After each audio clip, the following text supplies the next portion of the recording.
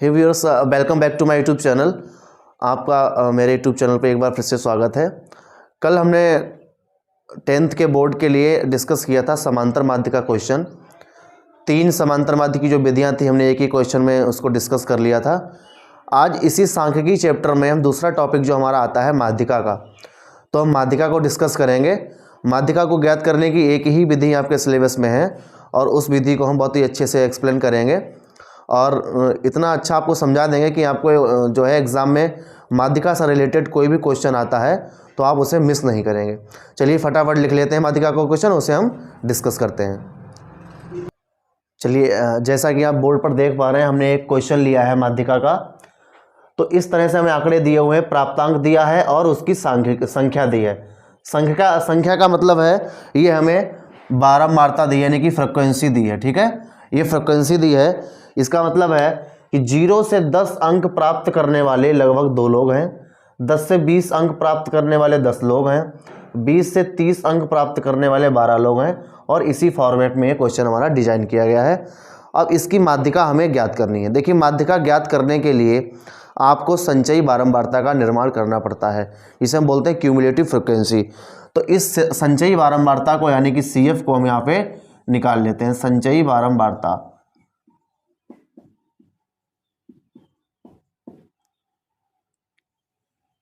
इस संचयी बारंबारता को हम फटाफट निकाल लेते। देखिए कैसे निकालते हैं संचयी बारंबारता को।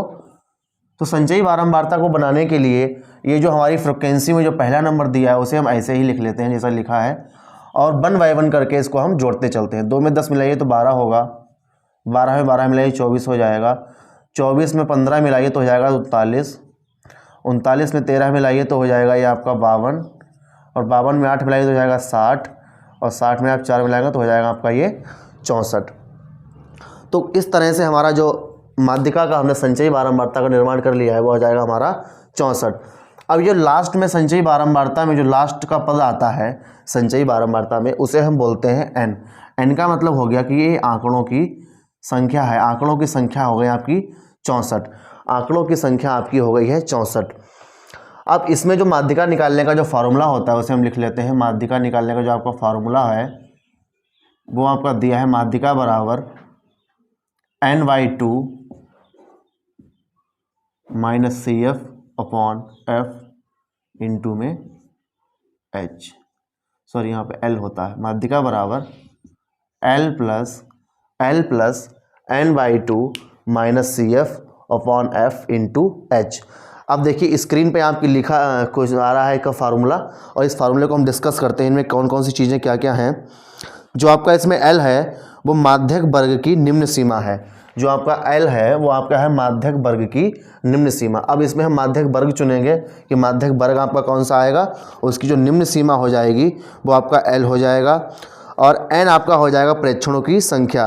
L हो जाएगा आपका प्रेक्षणों की संख्या, L प्रेक्षणों की संख्या हो जाएगा और इसमें जो CF होगा वो माध्यक वर्ग से ठीक पहले वाले वर्ग की संचयी बारंबारता, F हो जाएगी माध्यक वर्ग की बारंबारता और H हो जाएगा आपका वर्गमाप या फिर उच्च सीमा माइनस निम्न सीमा। ये आपका फार्मूला हो जाएगा।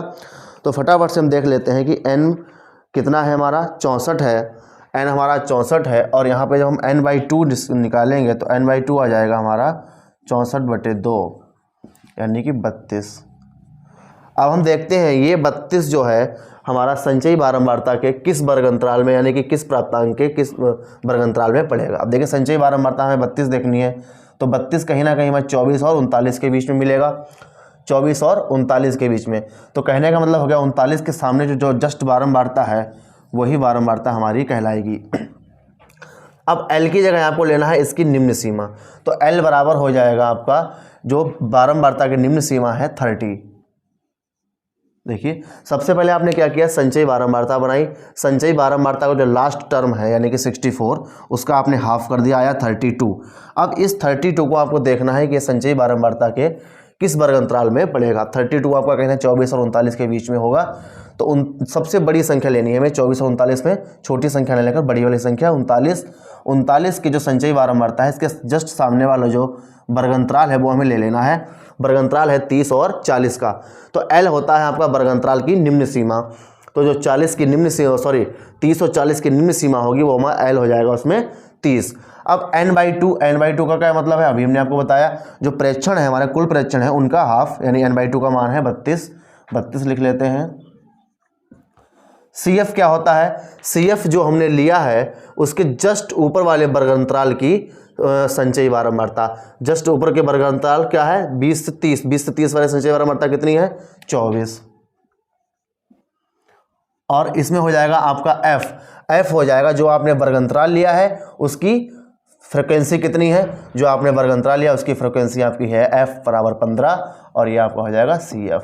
तो F कितना है 15 है, F ले लेते हैं।